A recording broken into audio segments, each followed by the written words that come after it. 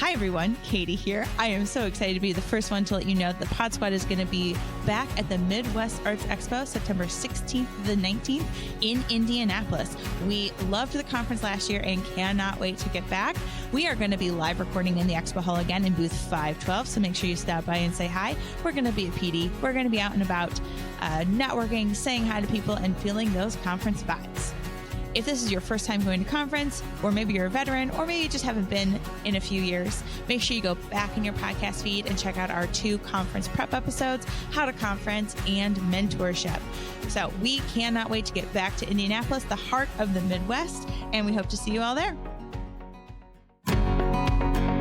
Hello and welcome to There's No Business Like, a podcast where friends and industry colleagues explore topics and interview leaders in our industry of professional theatrical touring. Hey everybody, welcome back to There's No Business Like. I'm Bryan Zelmer, and we are returning after a nice wellness break in the month of June. And I'm here with my friends again. It's so good to see you guys. Kevin Maynard, Quad City Arts, splitting the border between Iowa and Illinois. Josh Benson, rocking it here in Marion, Illinois. Danielle. So happy to be back, friends. Hi, Danielle from the Alden and McLean, Virginia. And Katie. Hi everyone, Katie Miller coming at you from Midland, Michigan. So friends, we've had this nice wellness break. I'm curious what you guys have been up to in the month of June. Can we just maybe go around real quick and give a recap? Well, I did a lot of work around my house, and I actually traveled a lot to see family and friends and got out of Midland for a little bit. So it was very refreshing in that way. But also I did a lot of work around my house. So did I actually rest and relax? I don't know. I had so much rest and did so much running, and it was so good.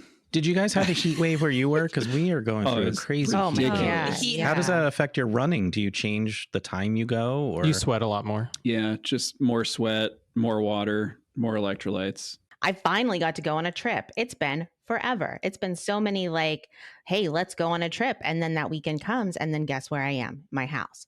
So we finally went to a big lake and just had some general water time, do all the water things and hang out with the fam. And I don't feel rested in any way. And I feel very behind on a lot of things, but I got to see natural water and not the inside of my house.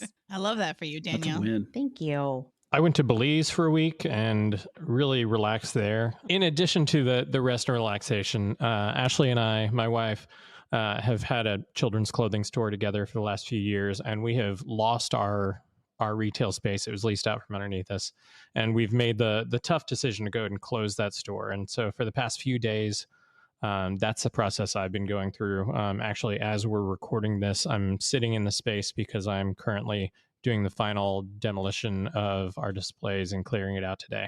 One key point to that closing is it's something additional that's off of the shoulders of Ashley and I, and will allow us to focus on our jobs without another serious business over our heads. And we're really looking forward to not having that additional thing. My wife's an elementary principal, and so she's got a pretty heavy job as well. And so we're looking forward to moving together without that extra load on our shoulders. I know that's a mixed bag for you because it's very difficult to go through something like that. But at the same time, I'm so happy to hear you guys are looking at it in a positive light and how it can benefit your life. And I'm honestly, I'm putting my production hat on. And to me, this is just a big set strike from a show that's been running for 3 years. That is so cool. I love That's a great way to frame that. Yeah. And then Kevin and I headed up to Michigan and did a triathlon relay, half Ironman relay.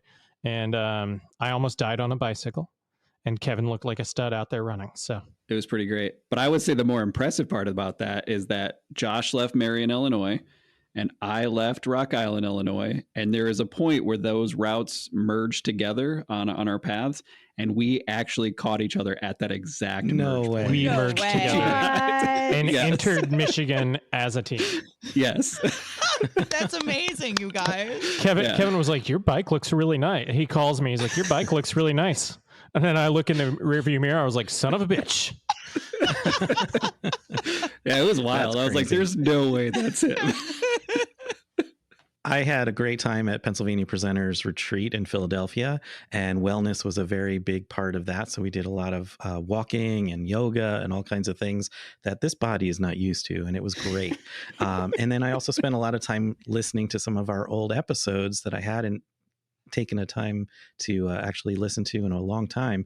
And I think, one, we've come a long way, but two, we've had some amazing guests, and we've had so many, sometimes you forget, and it was really great and fun to go back and listen. And I hope all of our listeners had a chance to go back and catch up too. Well, we have a brand new, fresh episode for you guys this week. And before we get into that, I have a question for the four of you.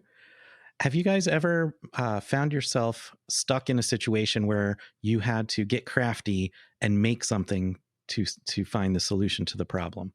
Oh, I'll go first. Oh, I thought you were showing us the map. That's what I was like, oh, where out of Michigan did this happen? Because Katie raised How her I find hand. home. So when I was managing the Playhouse at White Lake, we were literally in the middle of a show. I think we had, Michigan band on stage playing, and a patron came out of the ladies' room and said, "I think you have an issue with your toilet." So I went in there and took the lid off the back of the toilet, and the toilet chain had broken. And so you couldn't flush the toilet. And I was like, okay, it's 8:30. The one hardware store in Whitehall has been closed for hours now. What am I going to do? So I go into the box office, and out of some twist ties, paper clips, and binder clips, I fashioned a chain for the toilet, went in, reattached it, and bingo, it flushed. So we were able to make it through the second half of the intermission and the second half of the concert. And then I got it fixed the following week. But man, I am so proud that I was able to do that all on my own, on the fly, at 23, no less, to serve my patrons and have have two functioning women's toilets, because that facility only had two women's toilets. That's correct. You heard that right. And carpet in that restroom. Super gross.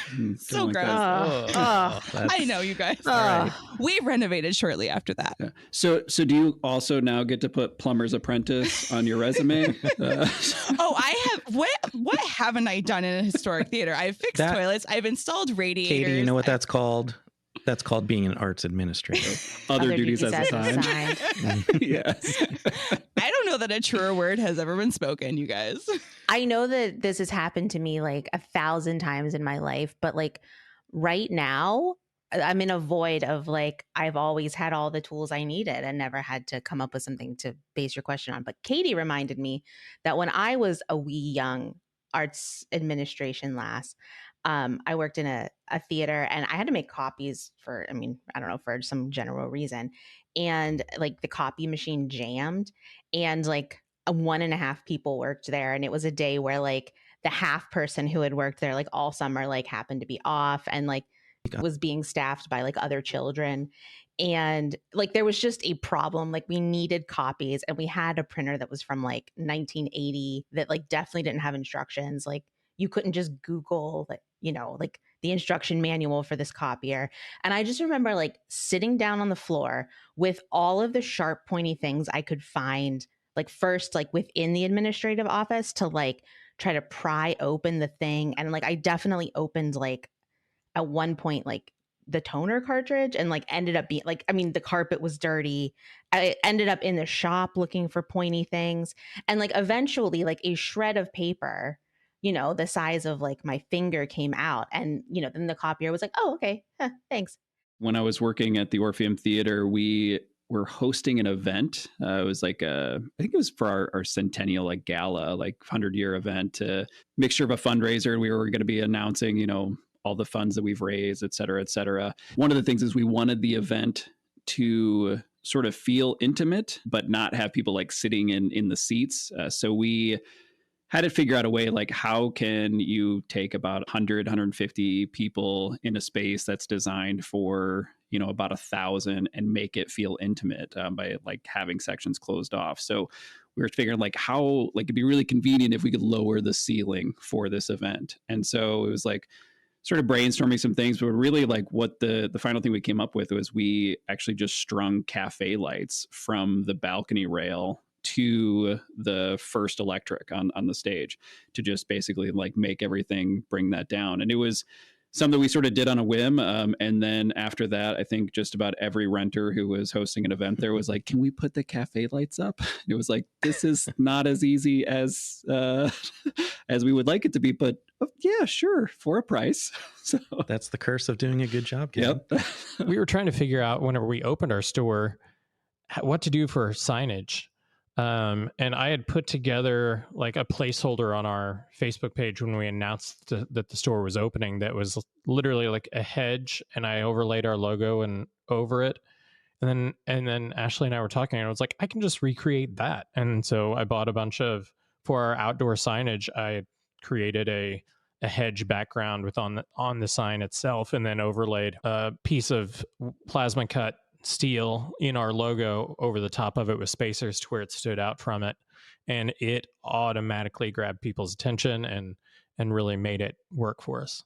So during the pandemic, my son Colin was playing his violin and his bridge broke. And yes, I could have ordered one, and it could have taken a few days to get there, but instead I remembered that back from our Boy Scout days, I had a few extra Pinewood Derby kits available in my garage. And so I took one of the blocks of pine and like cut off this really thin piece. And then I just filed it. And I looked at the old one and I got it to match. And I didn't know if it was going to work, but I got it to work, and it was so good. And he actually had it on there when he went back to school in person, and the teacher didn't even realize it at first. And then when they were tuning, they're like, oh, what's this? And he told them the story. They're like, wow, your dad did a great job. So I'm not a handy person, so I'm very proud of that worked really well. But the guest that I spoke with this week is Eleanor and Ian Carney from Lightwire Theater, and they are probably the most crafty people I've ever met in my life, and they tell a few stories about that. So I hope you guys enjoy listening, and we'll see you on the other side.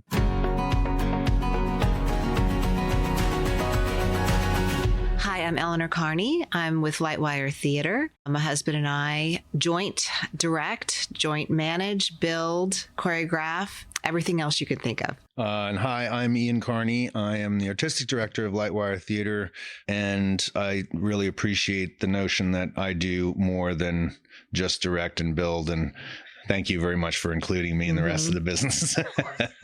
Eleanor, Ian, thank you so much for joining us today. I should point out that you both just walked off of the stage from a performance, which if someone listening hasn't seen Lightwire Theater before, it is very physical. Yeah. So thank you again for taking this time to sit down with me. I'd like to start by learning a little bit about your background. How did you get the performing bug that led you on this career path and brings us all together today? My mother put me in ballet at age 4. I don't think the bug really took until maybe age 7. I'm a people pleaser, and for some reason in ballet class, I realized I was pleasing my teachers. I swear I think that's how it started. But I also had a wonderful teacher, and I think as many of us know, that can really make or break you. So she really helped me find true love with ballet. And then when I was 13, I changed schools, and I met, didn't know it then, but my future mother-in-law, who was my ballet teacher. And so, so she again took me a step further, and I danced all through high school. I went to SMU on a dance scholarship, danced professionally after that in several different companies until I realized I needed to come home for the summer. And I met my ballet teacher's son, or re-met him at age 23, and then the story gets interesting from there. So, well, the end of the story is, of course, I'm the ballet teacher's son, but yeah, I was raised by two artists. My father was a professor of art at Tulane University in New Orleans, and my mother a theater person and dance person, and she ran the ballet school in New Orleans. You know, kind of being passed around the art department at Tulane for babysitting, learning all of those skills while at Tulane, and also always being in dance. Because that's what, where else are you going to go but with mom to dance class? So, I just did all that all the way through. In high school, I was in plays. I think the bug really took hold when I was going to be a lawyer. And then I met Eleanor again because we had been in ballet class when we were like 13 years old, but now we were in our 20s. And so she inspired me to continue in dance. And that's when I really caught the serious bug. Like, I'm going to do this for a living. We met at age 13, but I was a bunhead and I didn't care anything about boys at the time. Yeah. So it really was. She was very impressed with my partnering ability, and everybody wanted to, all the girls wanted a good partner, and I could do all that at the time. So it was strictly professional at the time. We got to continue on. We got in ballet companies together. We danced the entire classical repertoire together: Giselle, Sleeping Beauty, Romeo and Juliet, all of the whole thing. And then I was able to dance in Billy Joel and Twyla Tharp's show. That happened when I turned 34, and Eleanor kept our ballet job going, and I went to New York. So I just want to back up a little bit, Ian. Yeah. I saw in your bio that you have a degree in English or literature. Yes. Did you ever pursue that, or were you dancing the whole time and just had that as a fallback? To be honest, I loved the latitude. I was not one right answer kind of guy. So that's what attracted me to the English Lit degree. It was still creative. You just mentioned you were in a Broadway show. Can we just touch on that a little bit and talk about how you got into that? The reason I got into that show was because of Twyla Tharp. So she is a modern choreographer, but a superstar in the ballet world. And so we were dancing, guesting, and became very good friends with a woman by the name of Meg Paul. She calls me up and she's like, I'm working with Twyla Tharp and you would be perfect for this show. You have to come and audition. I was immediately liked. In that audition process, did you know you were immediately liked? Was there a way that they interacted with you that you could tell? Well, this was one of these major auditions. So there's like 3,000. Is it what they call a cattle call audition? Yes. And so, the reason I knew I was liked is because there was only 8 of us at the end. So it was one of those kind of things. She, Twyla Tharp, that is not, is pretty good at the poker face. So, but I loved the movement. The whole story of moving out is, 5 friends who get ripped out of high school and go to Vietnam and, come back, and all the trials and tribulations of people who come back from Vietnam. And so the movement was, right up my alley. I loved it. So that worked out very well and was a wonderful time. 3.5 years I also got to be the dance captain there. And so just continued to develop all of my skills moving towards this. Eleanor, you were performing professionally at this time while he was moving out. Is that correct? Yes. I'd like to say that I kept our day job going. So I did. And it was a difficult time because I not only lost my husband, not lost him, but he was away. I also lost my dance partner, which really, at the end of the day, was a wonderful thing because it forces you to dance with other people. And you realize, I can do this on my own. I'm not just good because of the partner that I'm used to. So I was flying back and forth from all of our dance guestings and companies and to New York. So it was an exciting time, difficult to be apart, but I knew that there was no way that Ian could not do what he was doing. Yeah, well, she kicked me out of the door. She's like, it's the dream job for a dancer. The one show in 20 years that's going to be the dancers are the star. We are not the backup thing on the stage. We are the stars of this show. And it was such a big hit. And she's like, you got to go. It's a no-brainer. It wasn't that it was easy to do. We missed each other, of course, but really all the credit to Eleanor, because if she was like, you're not leaving me, I wouldn't have left. Well, we wouldn't be sitting here today if you didn't go. It's a fact. Yeah. Yep. Eleanor, I have a similar question for you. I see you have a degree in anthropology. That's right. It was the only thing I could fit in with dance, honestly, because dance was so demanding that I just happened to have some anthropology classes, and I was interested too. So and yes, you were advised to have another degree. I was determined right? to have 2 degrees, or one besides dance, fine art, liberal art. Was it for the same reason? Did you just enjoy learning, or did you think you'd end up working in that someday? I knew 100% I would never be an anthropologist, but I found it very interesting. And at the time I was in school, we had a wonderful teacher who was very world-renowned archaeologist. And so she was just an amazing lecturer, and I really enjoyed her. So, but I did not think I would be going in that direction. Let's fast forward a bit and get into Lightwire Theater. How did this come about? Well, I met one of our co-founders in that was also dancing and moving out.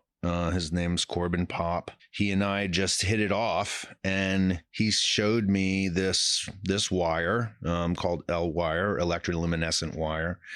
And I just immediately thought it was the coolest thing in the world, and I was just wanting to make something of it that you could erase the person and just have this strange glowing creature. I thought it was a really interesting medium.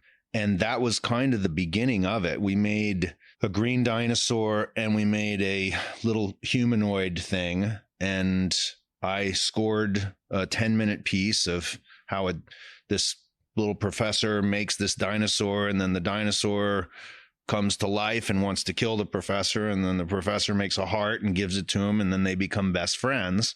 Eleanor and Whitney, his wife, we were all living together in a 1-bedroom apartment in New York, and he and I were building all night long till 4 a.m. They'd wake up, the place would be trashed. Whitney was also a dancer who did the first national tour. You just saw this L-wire and immediately thought of using it in this way, or was there an evolution to that? I think it was the backwards leg that really intrigued him. He always liked the idea of that design. And then again, we would never consider ourselves puppeteers, but I think that he felt that it was really interesting that you could erase the dancer and just have this crayon neon like line. And then could you make this thing actually feel like it was a dinosaur? Like, how does a dinosaur move? What kind of weight does it have when it hits the ground? What are its twitches and all these kind of things? And those things really attracted us to the medium and the building of the mobile sculpture that you're wearing. Then stories came from that. Eleanor brought up this word puppetry, and after watching your show here and in Toledo, I think you guys are, I don't want to say master of puppets because I think of Metallica, but you are. You're puppet masters, and I'm sure that's 100% due to your dance backgrounds. Absolutely. Without a dance background, do you think it would have been the same, or do you think it would have turned out to be something different? I think it would have been something different. I don't think it would be as physical. Most of we call them puppets, but they are attached to us. And what I found is that everything in ballet, especially story ballets, telling a story through movement, it's the same thing when we put on the dinosaur or the ducklings, or you're bringing something to life and you're telling a story through your body with the puppet that you're wearing. And so it's very dance oriented. It really is. Yeah. We are kind of halfway in between things that are attached to our body and things that you're holding, rod puppets and, different kind of puppets like this.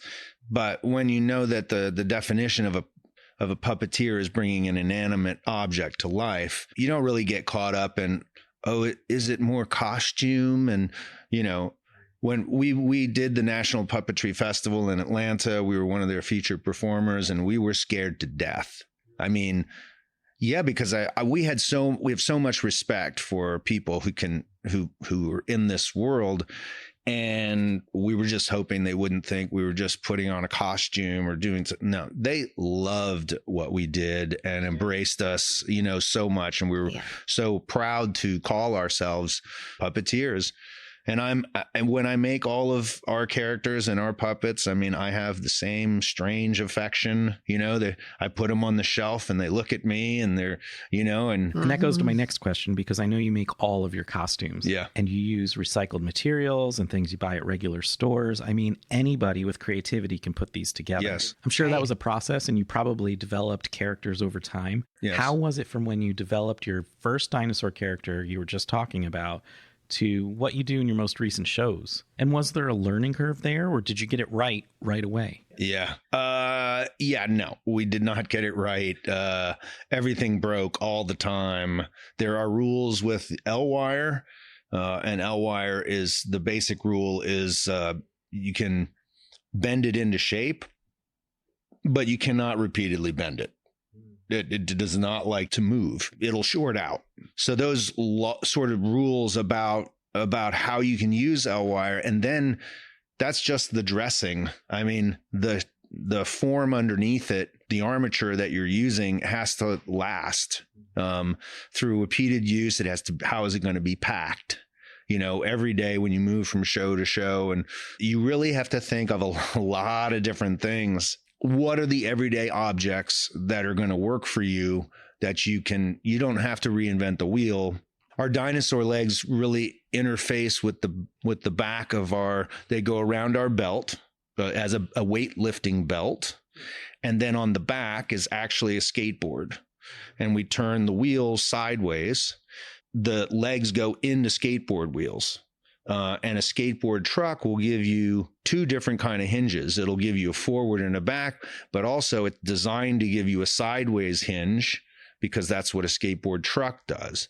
It's a complicated thing that costs $14 at Walmart, and now you turn it into a different thing.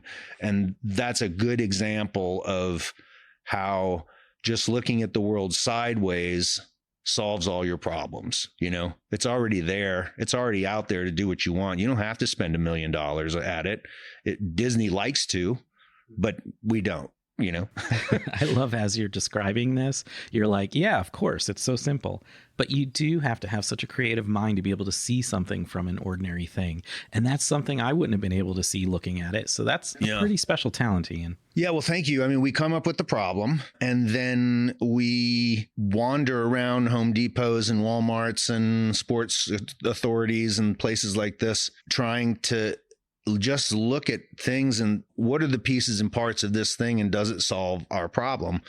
Because I'll buy a radio controlled race car and take it apart if I need one thing out of that's going to work for what we need, that kind of thing. When I first saw your show in Toledo, I would have swore there was a sophisticated computer system controlling the lights and dimming them at the precise times. And when I learned it's all hand controlled, that each performer is essentially their own lighting person, my mind was blown away. Yeah, that is something that when we hire people, you could hire the best dancers, yet still there's this huge learning curve because no one trains for that. And just understanding how the switches are, you're in the dark, it's all tactile rather.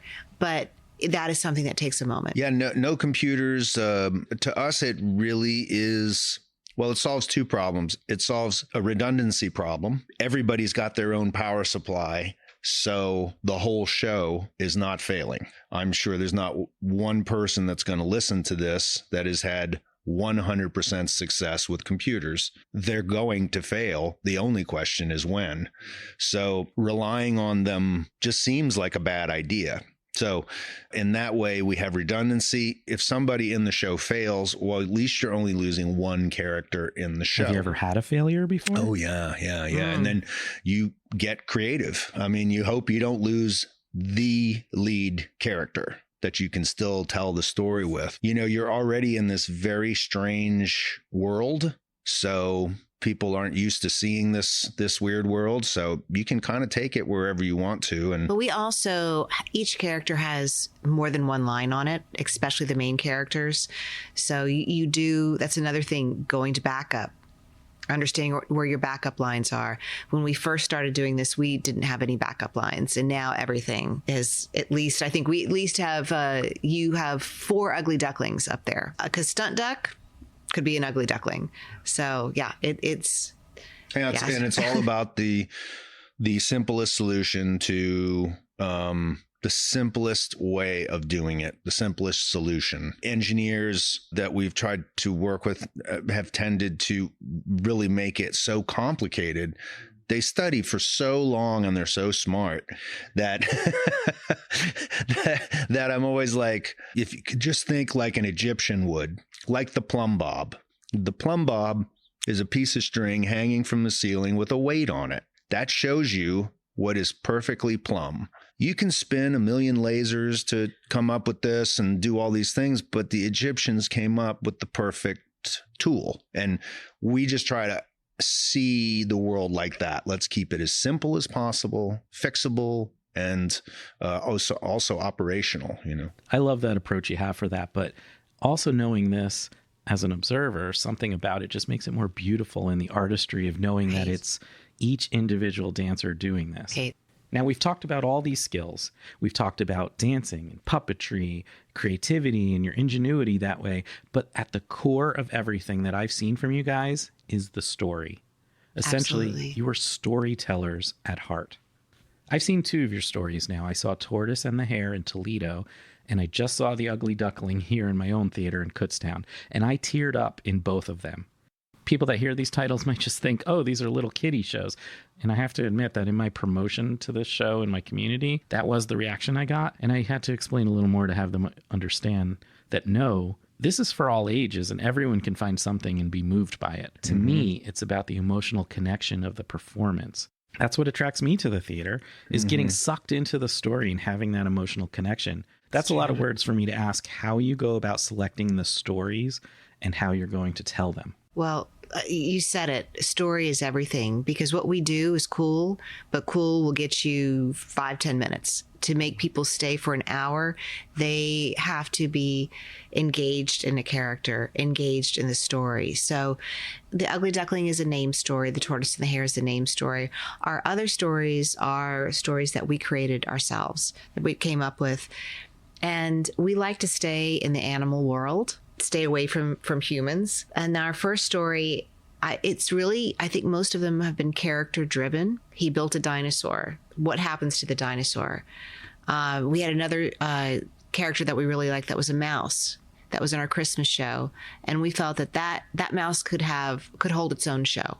The character was so interesting. So I don't know, Ian, what? That is an enormous compliment. I thank you very much for that. That is the fact. It doesn't matter how the coolness of the fact that we glow in the dark and the initial eye-catching candy of that. And you can't deny that you have a unique medium. And we work very hard on all the costumes that are all that medium to make that medium the thing, but they are all tools. You know, I spent a lot of time glass blowing in college, and that teacher was pretty hard on us because you can roll out a bunch of glass and throw a bunch of color in it and stick a blob of it on a thing with a light underneath it, and wow. But he really pushed us to deal with form. Like, could this be in clay and still be a valid form, or is it just a hunk of glass on a light bulb? Now, stories that are named, you have name recognition, and that's a thing. You know, you bring shows in, and if you know it's The Ugly Duckling, well, that can help, and people will come because it's The Ugly Duckling. We love a story like that. It also gave us the opportunity to change the story, you know, to have this little outsider duck actually earn his place in the family and be loved by the family long before we realize that it's going to be this beautiful, rich, you know, royal highness thing when it grows up, which is really the story. The moral is, if you're beautiful and rich and royal, everything's going to go good for you, which might actually be true, but it didn't seem like it had teeth as a story. So what he does with his family, overcoming being an exile in his own family and then earning that moment, because it's all about earning the moment, right? That flexibility within that story really drew us to it. Part of our podcast is focusing on the business of the business. I know that you have 3 different touring companies. Is that correct? It can be. Yeah. At times, Christmas can explode too. We have 3 Christmas tours. And can you just talk about how that model came to be and how you manage that from a business perspective? Well, and you're on tour. I mean, that's got to be really hard because you're performing yourself and you're the owners of the business. Yep. Thank you for that. Well, we have someone who books our shows. We have our agent. Shout out Tara. Right. Yes. Tara, Yay. yes. From Bailiwick. Yes. Who we love dearly. And we also have a manager. So with all of our shows, luckily we don't deal with the bookings. but we deal with everything else from all logistics. And that really is kind of my department. And so I went into this not knowing anything about touring other than what touring I did as a dancer. And I have learned more about, Lord, I feel like I could be a travel agent at this point. I also feel like learning about insurance, taxes, all of those things that I learned on the job. But when we have more than one show out like we do right now, we do have a road manager. I work with him, but I deal strictly with where the company is going to be, where they are staying. I interface with the theaters. Road manager interfaces with the tech side of things. And we've finally gotten it to a smooth operation, but it took a moment. Can we back up? How did you go about getting an agent? I know you were on America's Got Talent and other television shows. Did those things happen before or after? How did that all work? We were very naive to this whole thing. And we started, first of all, our first show comes out in 2007, which is, a giant financial meltdown for our country at that time. But, people... And we didn't make children's theater. We make people theater, to your point of having to explain that.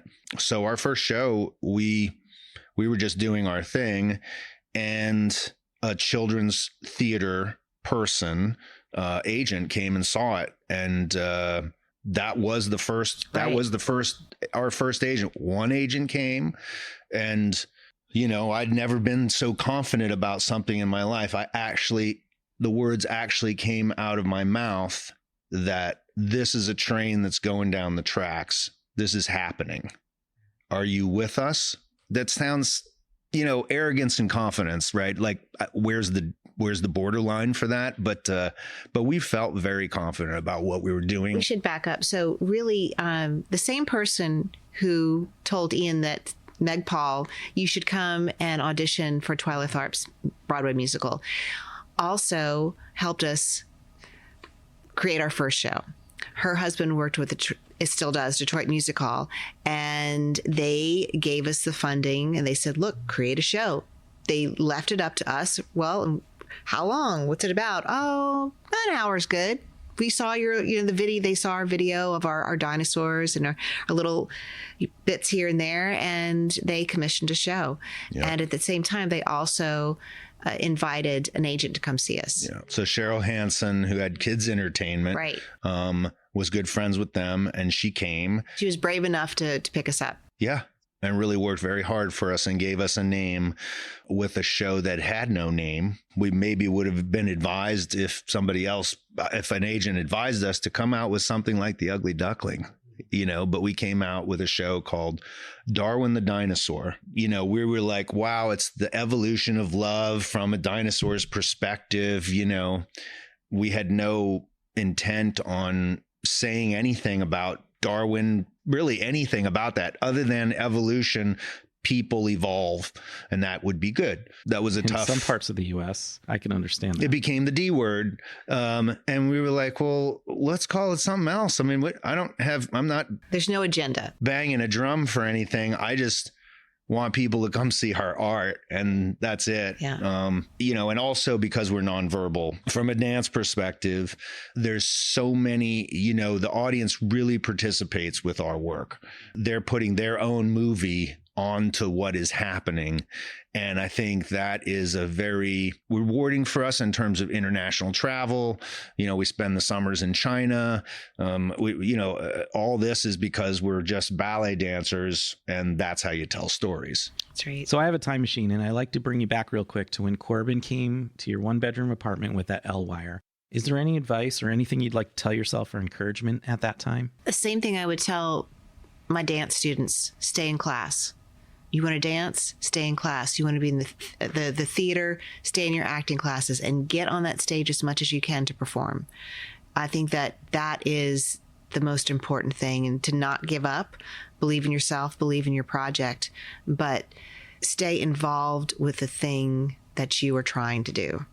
For me, I would have it happen exactly the way it happened. All the hard stuff, all the warts. I mean, we had no shortcuts to figuring out the engineering. We had to earn all of the engineering. We had to make 1 million hinges and bend them all to death and see what died.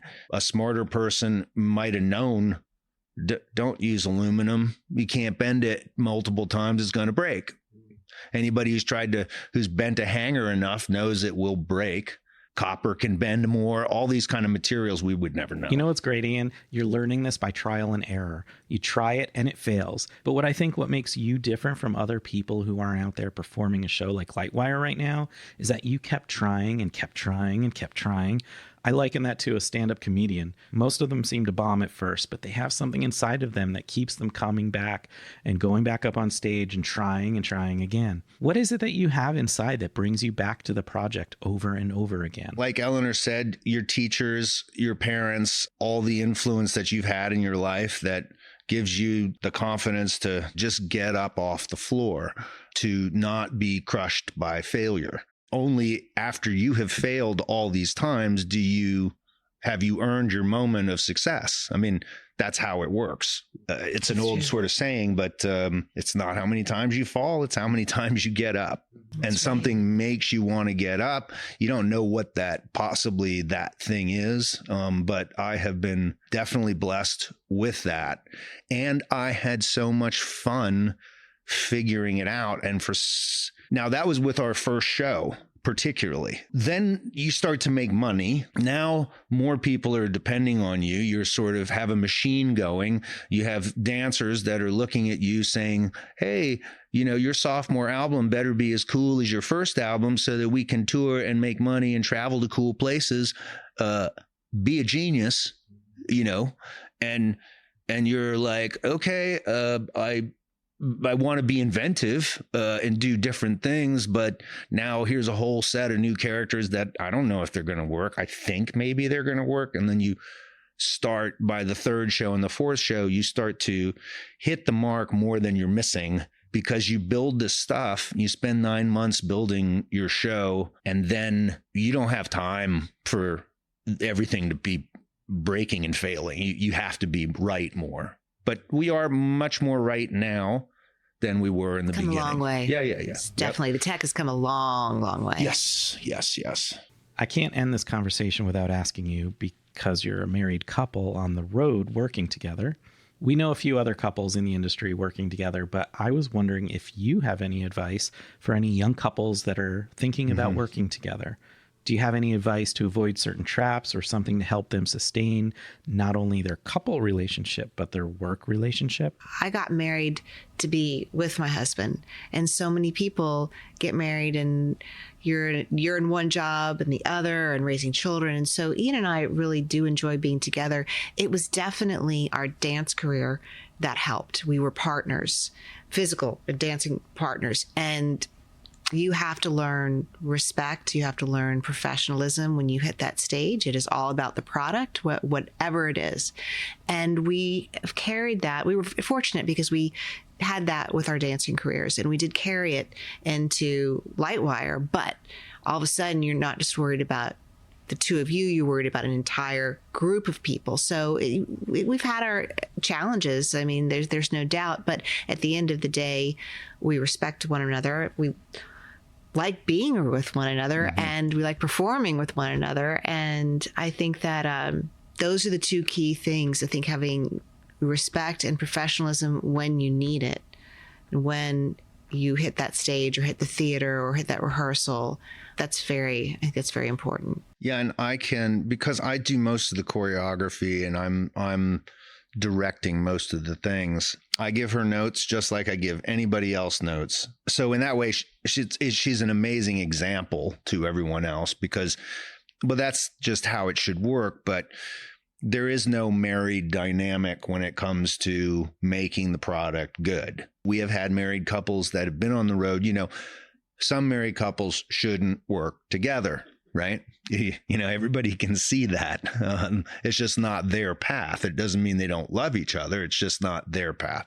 You're putting out a dynamic to all of the people around you, your cast. And, the older you get, you realize the ripples that you create. It's not about you. It's about everybody. And we're quite I think we're good at it now, and there is no hurt in either of us. Neither of us would ever try to hurt each other. I'm driving, she's in the passenger seat. She says, there's a car coming up on the side. You know, one person says, I know, or you don't have to tell me that every time. And the other person says, copy that, thank you.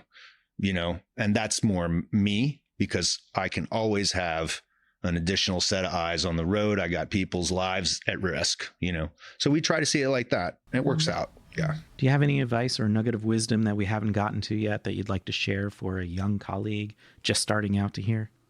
You know, art can be so selfish. You have to pay so much attention to yourself. And dancing, you know, you just spend every second looking in a mirror, you know, which is even worse, and trying to perfect your body.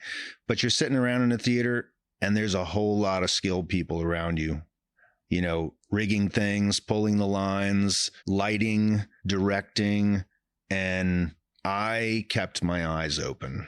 And so I had other skills. I wasn't only destined to be a dancer. I was going to do my own thing and direct, and those additional things outside of just appreciating all of the other artists that are in your orbit, and what they can do, just absorbing everything you can absorb. My last question, what do you like most about the performing arts industry today? I don't know. When I think of today, I think of yesterday. We were at a place of, in 2020 or 2021, saying, oh, everyone's going to stream everything. Oh, the theater won't come back. And they were so wrong. Streaming's great, but the theater's back. It always will be. We were just in New York, packed houses. We need live theater. And we say it after every show. You know, we all look at our phones too much, myself included. But there is something that is magical about being in a theater and having that experience that is happening for you in the moment, and will never happen just like it's happening as you're watching it. So I think, I don't know, that's my answer. Wanted to give you an amen for that. Yeah, that's great. And remembering that, you know, theater was the IMAX of the 1920s, right? And I do think that COVID has taught us that it can be everything that it was before, and more, because it's live and it's real and it is not on a screen. And that's what I love most about it. Well, Eleanor and Ian, thank you so much for taking this time to sit with me. I appreciate it. Thank you so much. Thank you. Yeah, great time. Yep. Thank you. So similar to our in, I am absolutely love the ingenuity that they put into creating this show and creating the costumes and what they use for this show. Something as simple as figuring out that a skateboard truck is exactly the kind of motion and movement that you need, and then using that's already there in a different way. I'm so inspired by how they've created what they have.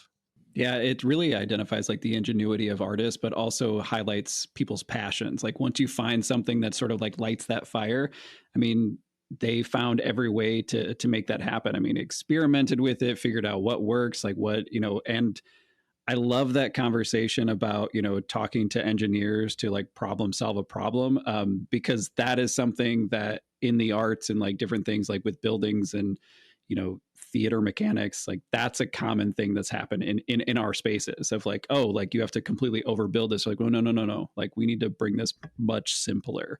And so I just like, I love that, that story there. And the idea that the most simple solution is often the best solution to whatever they said. We make a problem, then we find a solution to it, and oftentimes he said they're the most simple solution. So I really love that, and I love the idea of extrapolating that and applying that to other parts of our lives and other areas of arts administration.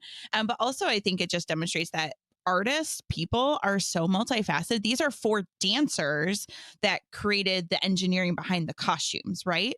And so you wouldn't expect dancers necessarily to be the ones to create that and to engineer that and put that all together, but they're multifaceted people with multiple talents. And I think we sometimes pigeonhole ourselves into, well, only this or I'm only that. And they have a breadth of creativity and things to give to the world. So I really loved both of those aspects of that part of your conversation, Bryan. Yeah. And it was the utility component for me that really was striking, and also like reminded me that like they're not just creating an art piece, they're creating a touring art piece.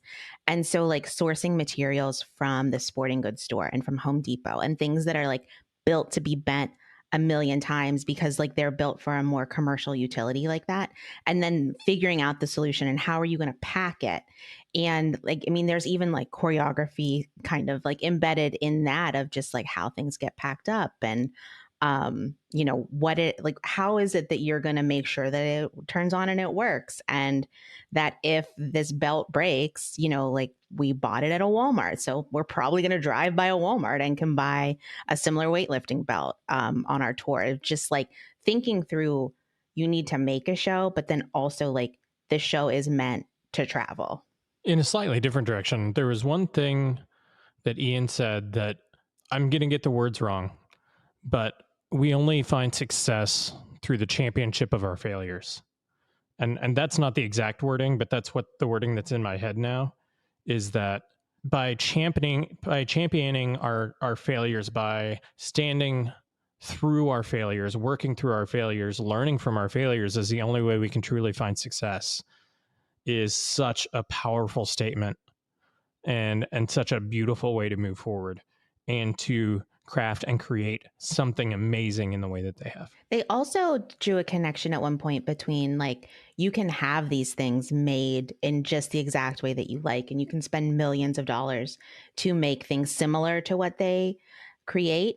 And, you know, I don't know that there necessarily needs to be like a, this is better than that, or this is more of something than that. But I think that whenever we're talking about our business and our marketplace, that makes the option for there to be different price points from both like a buyer presenter side as well as a ticket buyer presenter side, of where I'm never going to be able to present a multi-date run of something that's maybe like a Disney property like that. But I believe that Lightwire was in my theater right before it was in yours, Bryan. And like, right after. It was right after. Yeah. You know, we could sell tickets at an affordable level that we normally do, and people were thrilled. You know, we had multiple groups of school children in, and that's not something I would have been able to do if I'd been looking at like a more expensive property. And so like, there's pros and there's cons to everything. But I think like what's great about these multiple ways that these kind of shows can tour is that it like does provide more options in the marketplace. I kind of have mixed feelings, but I was blown away about the fact that there were 4 adults living in a 1-bedroom apartment together. And obviously on the one hand, it kind of shows that we're not paying artists enough to be able to survive on their own. And that's depressing. But on the other side, if they didn't have that situation, who knows if Ian and Corbin would have, you know, have those late night sessions of testing and trying all those things. I wanted to return to the part of the story about the commissioning of Lightwire Theater to start with. And big shout out to Michigan colleague of mine, Vince Paul at Detroit Music Hall, down in Detroit. But we've heard from a couple of other guests about the importance of commissioning and the importance of that partnership between a venue and an artist, and how sometimes that's the only way that work can get made. And so I love that that happened so many years ago and kind of put them on this trajectory. But it also made me wonder, in this current moment, coming out of the pandemic, the economic realities that we're still facing as arts organizations, how much commissioning is happening right now? And are we going to return to a space where we can commission work again at large scale, small scale, or do some, you know, something like what Danielle does, which is like provide resources in different ways, whether that's space, time, technical expertise? How much of that is happening? Are we going to get back to a space? And I just love that a venue saw even a 10-minute video and said, this is awesome. This has so much potential. Let's put some capital behind it and make it happen. And then you saw it really take off like that. So that kudos to Music Hall Detroit for seeing the potential and like actually helping an artist make their show a reality. Bryan, I want to thank you for highlighting the artistry behind their programming, because prior to seeing them myself live, you know, some of the titles that they do, I had an assumption that it was specifically just designed for kids as a kids show. But then seeing it is a completely different story. And hearing you talk about, just sort of the nuances in, the Ugly Duckling story and sort of how moving that actually was.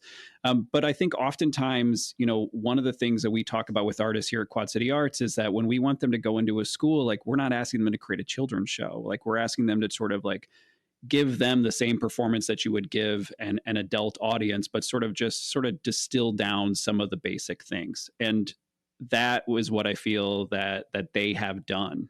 They have taken what has been a traditional like children's story, but really put some artistry and dance and new storytelling behind it.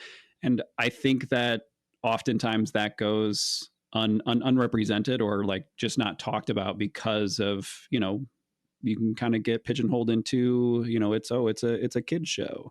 But I think it was really great to talk about that. And honestly, Bryan, I think that they should take what you said and like put that out there because it made me want to go see them again.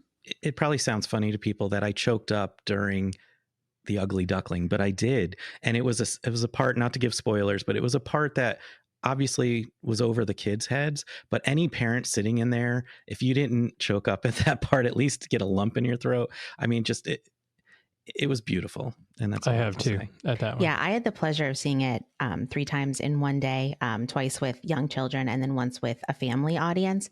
And from the time the first light went, even from the time that the lights went out and the show started, there was energy in the air of the performances that we did for schools.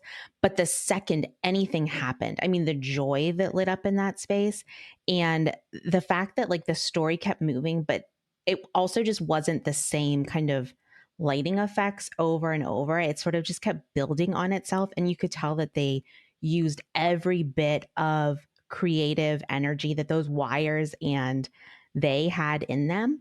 And to see both audiences react so strongly in those kind of ways and so much just palpable energy between them. But the thing too that I thought was just really incredible, and it was only like 5 or 10 minutes, but at the end they bring the lights up and you can see what they're wearing. And it's like, that it's people wearing wires and things like that, but to actually see what they've been dancing with for the past hour and how it works, they just go through at least in our stage, they went through just a couple of different things, and it just allowed you to see how much work and how much like thought went into it. And for some of, I think the youth audience as well as the adults were just, I think that part was even the most inspiring to see like what someone could use and to put together and all those things at the top that we were so, in awe of. To kind of like really see that in the moment is spectacular. And then they just put a bow on it by saying like, you are here for a live show. This is never going to happen again. Like, welcome back. Like, remember how incredible it is to all be here in this space together. Like, the live performing arts are back. And just like, as the presenter sitting in the room, like, I've got goosebumps. Like, I'm so overjoyed and happy. But it does like remind me that like every chance we get, like, that's the thing that we really need to be saying is like, this opportunity to all sit here together and to witness the story is just such a gift. And I'm so glad that they reminded me then and then keep reminding me now in this interview. So I'm sure it came across in this interview, but Eleanor and Ian are both just so humble and kind and giving. One of the parts that I think back is when Ian's just talking about his story and he kind of just runs through the fact that he was in Moving Out and just moves on. And I'm like, wait a minute, let's go back and talk about that. That was a major show working with Twyla Tharp.